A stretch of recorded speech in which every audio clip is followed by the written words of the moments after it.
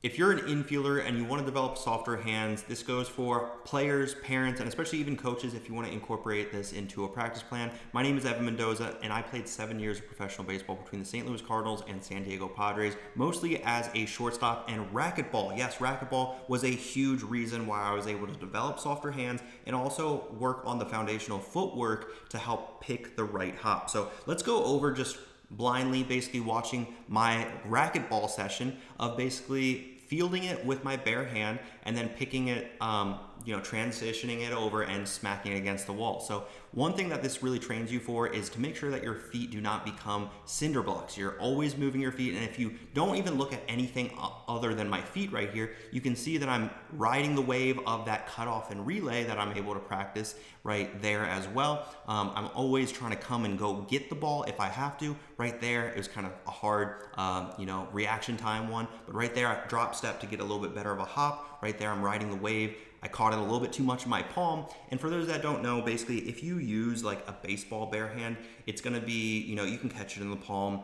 It's not necessarily gonna pop out the same way as, let's say, a tennis ball, which is like the 2.0 version. Well, racquetball, for those that have never touched a racquetball before, it's like the 10.0 version of the bounciness effect, right? So if you don't catch it in the right part of your hand, it's going to pop out just like that, right? And I haven't done this for probably around like 5 or 6 years or so, but like right there, I also love examples like that, and maybe I'll stop it on the next one, but basically that's riding the wave of a cutoff and relay. There's very few times, especially as a shortstop, you're able to practice those cutoff and relays just like this, where you're riding the wave of the throw. You want to make sure you're picking the right hop from the outfielder, and sometimes it's not the right hop. Sometimes you have to move your feet to make sure that you're catching the ball on a line, or you're allowing the long hop, because we never want that short hop as an infielder, especially if there's a base runner trying to score on a double.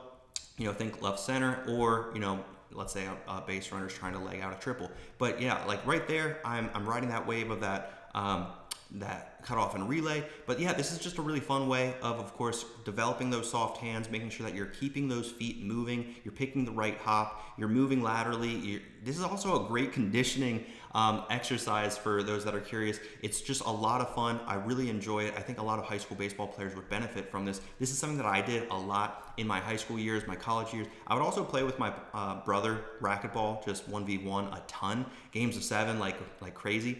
Great conditioning, by the way, great lateral first step quickness. These are all things that are needed to play racquetball. And one thing that I just want to quickly hit on from a couple of angles is, for example, like right here, this is a drop step forehand that goes into like a simple, kind of ballerina move. If you're a shortstop getting a ball ranging up the middle, you have to, make that spin play. That's something that really is resembling here in racquetball. By the way, if you're a coach and you want to implement this, if you're a parent and you're trying to implement this for your son, or let's say you are the player and you're trying to do this for the very first time, expect it to be ugly. It's not going to be pretty the very first time, by all means.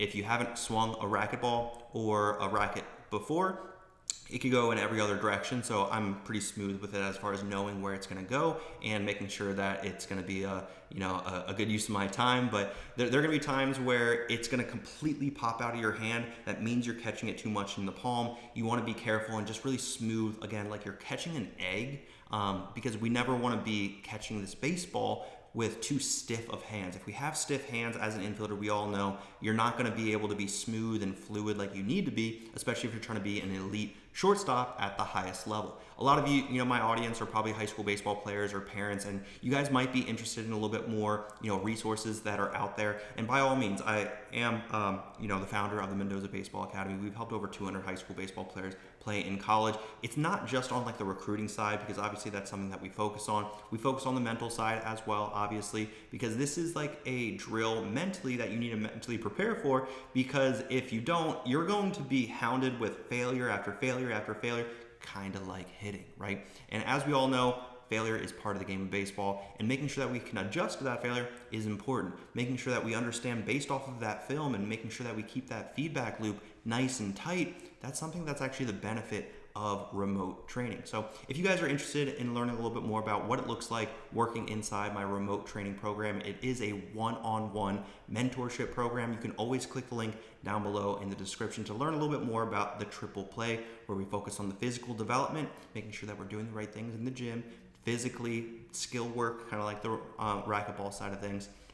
The mental development, obviously, with the failure, how are we going to overcome those with mental frameworks? And last but not least, the recruiting guidance, making sure that you guys know what that process should look like to initiate these conversations with college coaches.